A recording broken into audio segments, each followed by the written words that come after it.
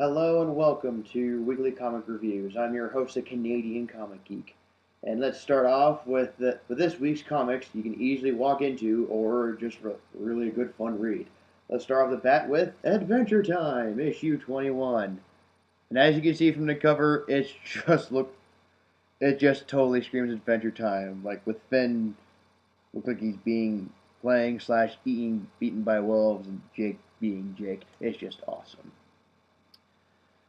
Although this is like part one of another, at least I think, a four-issue story arc. It's been mostly having four-issue story arcs recently. But it is actually a fun read to start off with. Also, very first page, Finn instantly breaks the fourth wall. Yeah, uh, it's just funny. Plus, you get to see like what Finn and Jake do when they have no adventuring to do. Like the only downside is it is a very quick read, and because this is like part one, sometimes the stuff is kind of boring, or when they try to over explain everything that happened in the series. Yeah, normally characters don't normally explain what happened at issue 20, what happened 20 issues ago. But hey, what are you gonna do? Although bright side is I am liking like Princess Bubblegum's character, like how she's developing, like how like her character is developing, going like what can she do to protect the Candy Kingdom, besides it being saved by a boy and his dog several times. Other than that, if you're a fan of Adventure Time, this is a fun read. If you're not a fan of Adventure Time, it's gonna be a little confusing with all the explanations, but other than that, it's still a fun read. So if you find Adventure Time issue 21, enjoy. It's a very fun read. All right, next up, we have Fantastic Four issue 13. And man, what a perfect time to start off with a 13 issue. Basically, if you've been reading the Fantastic Four, kind of shows where, or the NEFF, kind of shows like the point where the team went on their time traveling vacation, and apparently, unlike what actually happened in the series, this one goes horribly wrong. With three of the Fantastic Four's greatest villains have teamed up, came out of a time portal, and invaded the Earth. And then we show what it looks like currently in this doomed universe. And I have to say, I like it. Yeah. No, it's just, oh man, I'm a huge fan of alternate universes, and also a really good time traveling story. Of course, recently some time traveling stories like Age of Ultron or Flashpoint have been huge disappointments, but that's for another time. I kind of I like this because like what the story is, because you do see the fantastic like you pick up like characters from current stories, like you see Jean Grey, and I mean the teenager Jean Grey from all new X-Men. And I do like the fact that they still use time travel to find a way to stop Doom and his allies from ruling the Earth, which, as you've seen on the cover, yeah, the Earth looks doomed to me. Pun intended, by the way. The only disappointments I have to say is the art, and normally when I say that, it's like the art's not bad. It just there's a few times I think it just looks like a mess, or like the parts, like the body parts don't match, or seems like they're really double jointed. But that's only very little. Most of the art's really good. It's again like just some parts are can like throw you off and take you out of story. The only other confusion I have to say is just when you're reading this is that when you do see the Fantastic Four and they look differently, like example, the Thing looks upgraded. Reed Richards is bald, but I'm not gonna spoil the whole thing. It's just they're very different, and you'd be a bit confused when it's like the from some of the names, which is a little bit off-putting. Like, you know who they are, it's just sometimes they say, like, wait a minute, that's not their name, what's going on here? But, this is actually, like, even if you haven't been reading Fantastic Four, this is a good starting point. I actually had fun, I understood what was going on, and even if you haven't been reading, it's still a fun read. Also, I love the fact, this is a little spoiler, that apparently Doctor Doom and Johnny Storm are discussing the book Animal Farm. And I love the fact that Doom still insults Johnny. It's just like he's surprised he's read the book. Well, I have one thing to say. Well, have you ever been to high school? Of course you've read the book. Uh, but, like, like most issues, or kind of like a really good Doctor Who season, there's like a huge like subplot that's happening too. Besides, for every issue, like the Fantastic Four are basically finding out that they're dying and need to find because of their powers are killing them and need to find a way to fix that. Again, if you haven't been reading this, pick up issue 13 of Fantastic Four. It makes you want to know what's gonna happen next. And also makes you want to go and pick up all the other 12 issues, plus the Age of Ultron's tie-in. In fact, that's one of the only few Age of Ultron books I'll ever recommend. Yeah. So yeah, Fantastic Four, issue 13. It is a must-read. Alright. Next up, and chances are a lot of you probably have read this, or at least read the main event Forever Evil. Or have seen my previous videos and seen an evil version of me saying how awesome the story would be. And I've actually read this, and it has. Congrats! It is Forever Evil, Rogues Rebellion, Issue 1. Now, the story for this, and if you haven't been seeing the other videos, you see basically the Rogues, which is basically most of,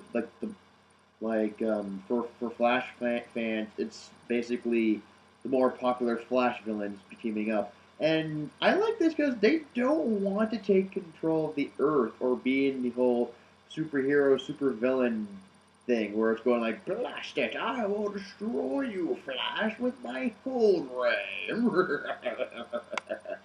Yeah, they're not like that. It's kind of like reading the Superior Foes of Spider-Man, where basically these crooks are just basically looking for the big score.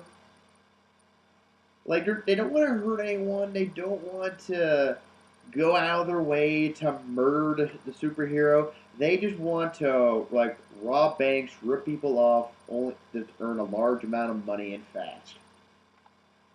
And I do like the fact, because if you haven't reading the villain issues from last month, it actually is a good kind of good time if you've read, like, the Flash villains, like, books like Grodd and the Rogues.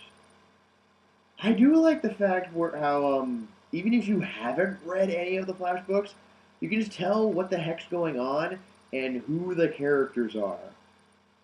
And I love the way they interact, like the cops are interacting with the Rogues, going like, you came here to finish us off, haven't you?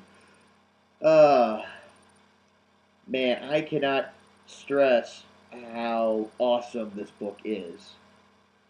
Like, the art's fantastic, the storyline is actually not bad, and I like the way how this ends. Like, yeah, they do end up fighting members of the Secret Society, which screams like a who's who of villains of B or C list villains that DC can come up with, and some of them actually look awesome. Like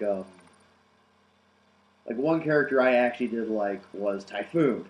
It was basically water and wind, and I just love how I just love the way he looked. Like, he is basically a living weather disaster, and I love how Weather Wizard goes like, yeah, since you're a typhoon, I can still control you, bitch. Yeah. Although I do like what happened. If you haven't been reading Forever Evil, and this is a little spoiler if you are reading it, so I apologize in advance. I love the way how this ends, because it's going to lead up to the Rogues fighting two members of the crime syndicate. Yeah. Although which two, I'll leave that to you. I'll leave that as a surprise for the reader. So again, if you have been reading Forever Evil, or if you haven't, again, this is a must-read. Even if you haven't read this and you're just plain a Flash fan, this is a must-read. I can't stress this enough. If you find other reviewers, they will tell you the same. All right, next up, and this is after a like a month delay because of the Villains Month thing happening. We have Justice League of America presents Vibe Issue 8. And yeah, as you can see, it kind of screams very 90s. I apologize for that. I don't know why DC thinks, hey, let's bring the 90s back. Everyone misses that. Yeah, no one misses. Yeah, not everyone misses everything from the 90s. But I digress. I actually did enjoy Vibe from issue 1 that they showed in February. Unfortunately, if you haven't heard this, they are canceling the series at issue 10 this December. I feel like I'm never gonna see any other series reach 100, like ever. Like I don't mean like Spider-Man or like the Amazing Spider-Man or the old Superman and Detective or Batman comics. I literally mean like from Marvel's point of view. I have not like most comics don't even reach 100, which is sad. Like the only comic series I ever had that actually reached from 1 to 100 was Ultimate X-Men. So yeah, I'm kind of a little disappointed about that. Anyway, let's talk about the issue. I kind of like again, this is like involving the multiverse and yay, multiverse. I wish they could continue Vibe because that's the only reason I would like. That's the only reason you can just keep on having multiverse stories and no one can get confused by that. Well, maybe even just instantly walking randomly. Anyway, we do find out that apparently he's been badly hurt by a villain with similar powers known as Rupture, who turns out to be his brother. Yeah. And as he's been horribly wounded, he falls across the multiverse. And here's like they have this one scene, which I find awesomely brilliant. It's basically he's going through dimensions, and you see like other worlds, like Earth 2, for example, which if you've been reading Earth 2, is actually a nice tip-off to that series. Also, you get to see lines like he's traveling through like the multiverse, more like basically time and space. So you get to hear lines from DC Comics that like the Forever Evil line, "The Justice League is dead," and among other things. Although, if you're a Doctor Who fan, and I can't believe they got away with putting this in, is that they literally put a Doctor Who line in the comic. How do I know it's a Doctor Who line? Well, basically, watch the episode in the name of the Doctor, which was the last episode of its last season of Doctor Who, and like there's a line that says, "But not in the name of the Doctor," and they have it right there. They just cut off the Doctor part. It says, "Not in the name of the Doc," and the guy gets cut off. But yeah, if you are a fan of the series, this is this is a must read, or or this is actually a good jumping on point for like for the next two. It makes you want to read the next two issues to see how that goes.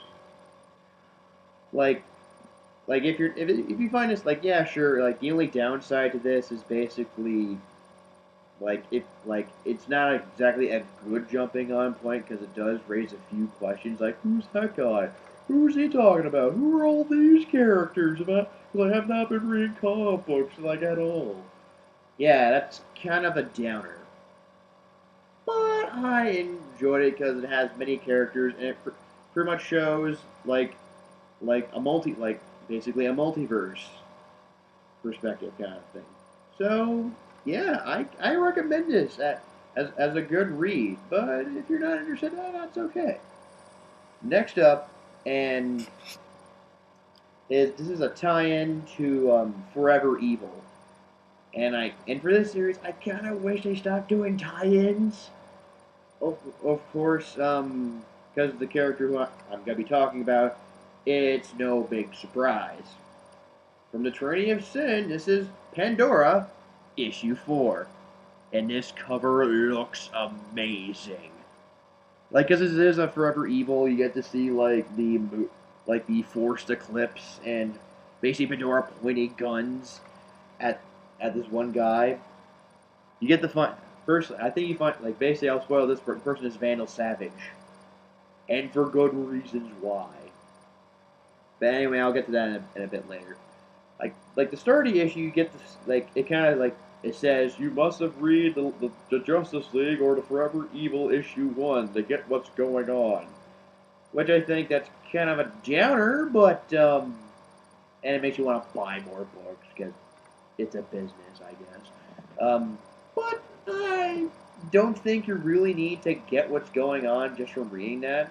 Like sure, it makes me interested in what the heck's going on because that would makes me want to buy more. But still, this is a fun read because this is technically a first part, like part 1, which I'm going to assume is a 2-parter, maybe 3 at least, because she's going to be part of a 18-part crossover with Justice League, Dark, Constantine, and Phantom Stranger.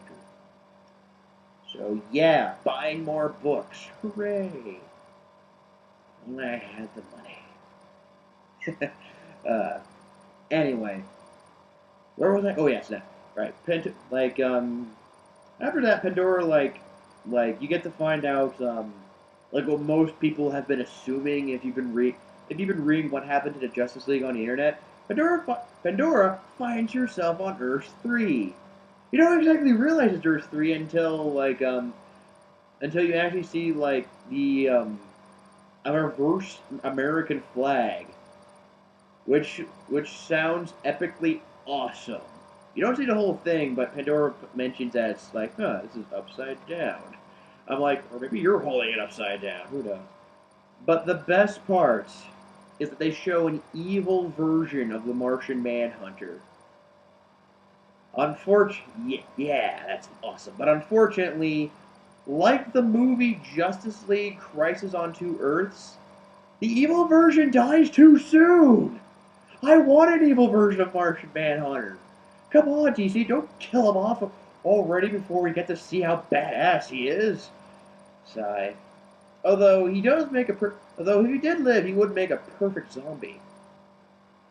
Anyway, if you do read this, you realize what I mean. Yeah, no, evil Martian Manhunter. That's actually a plus in my book. Also, you get to find that like interaction with her Go Guy when it comes to all of her tech, like the guns and whatnot.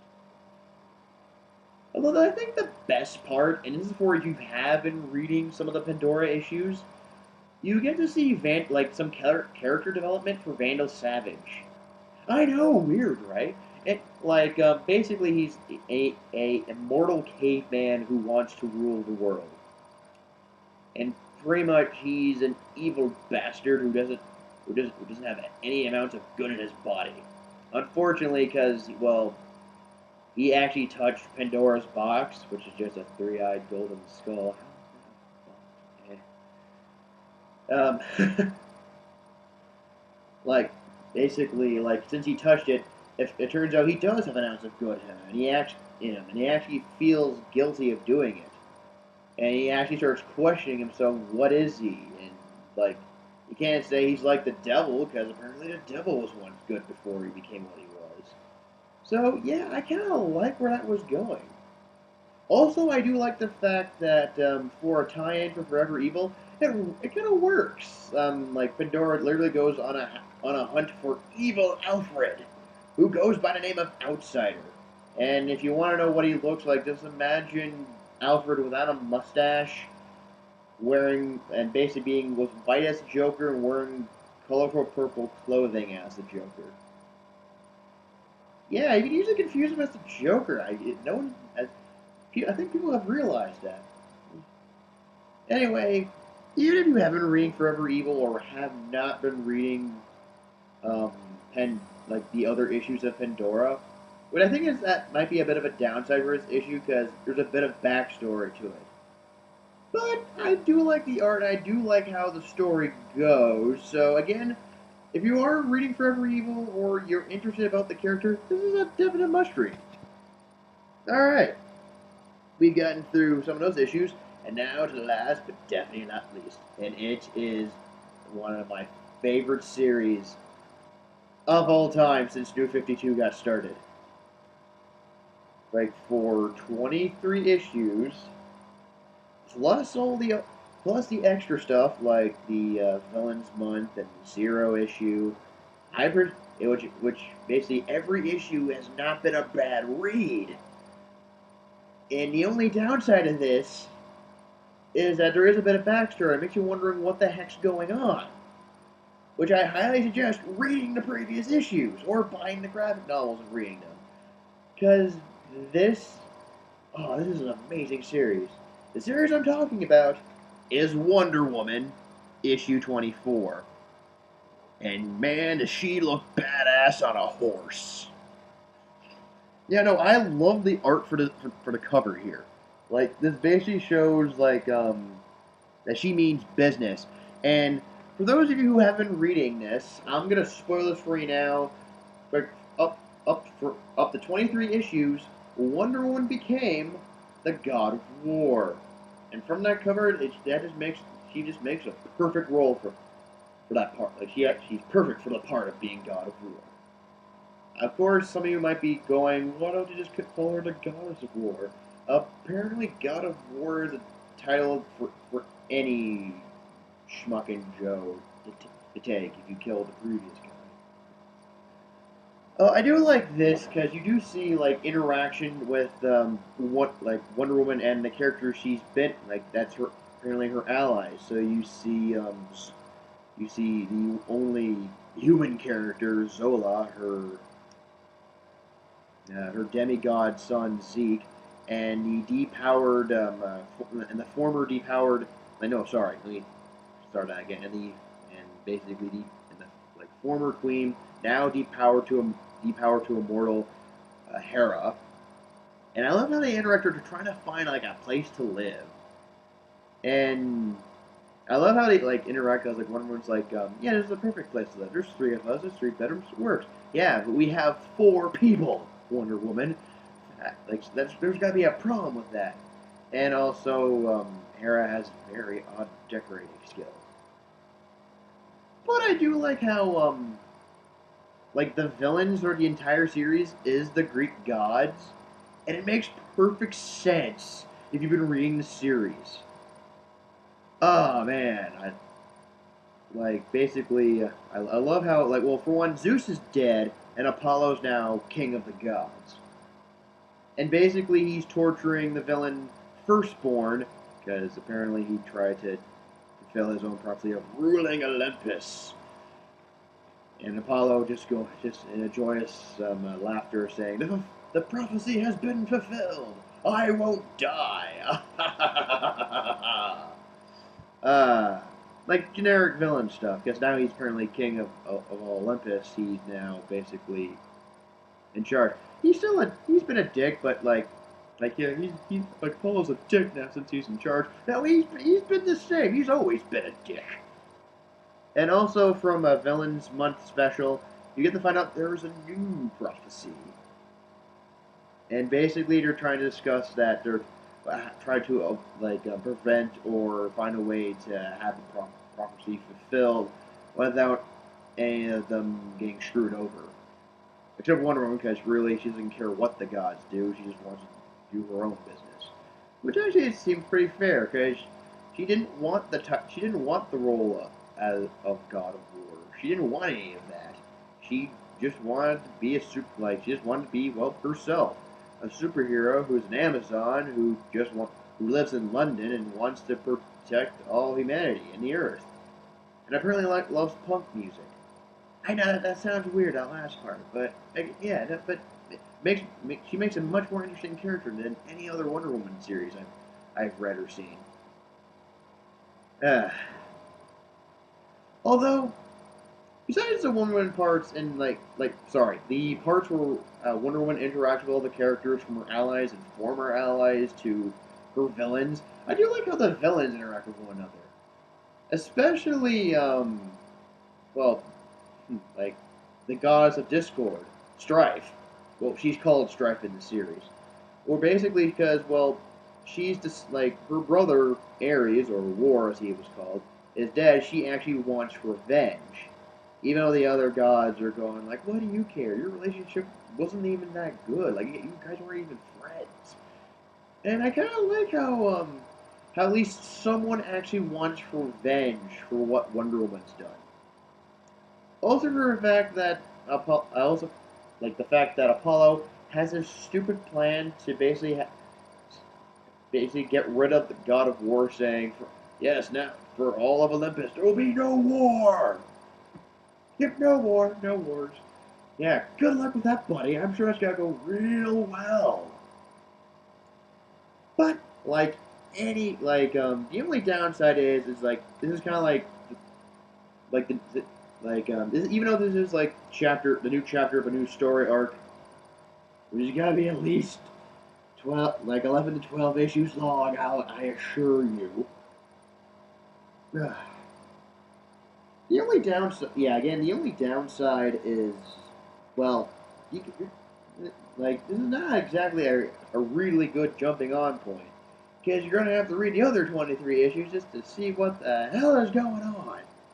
Which, again, graphic novels are very useful for that. Again, I sometimes there's two artists for this book, and basically, if you haven't read the series, one artist is better than the other. So when they use the other artist, I'm like, oh, the art's not as great as the last guys.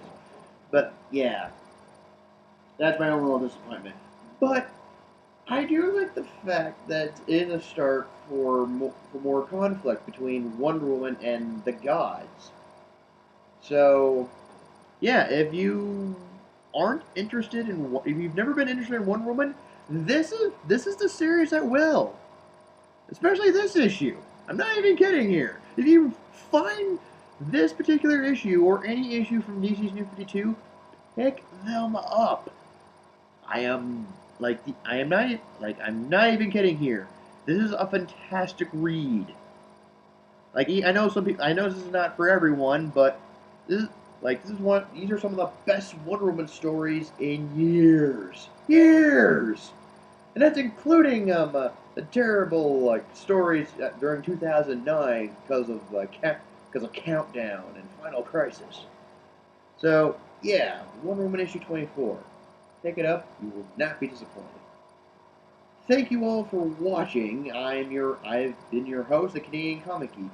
I appreciate for all your time for watching this video, and I will be back with more. So until then, I will see you in the next video. Bye-bye!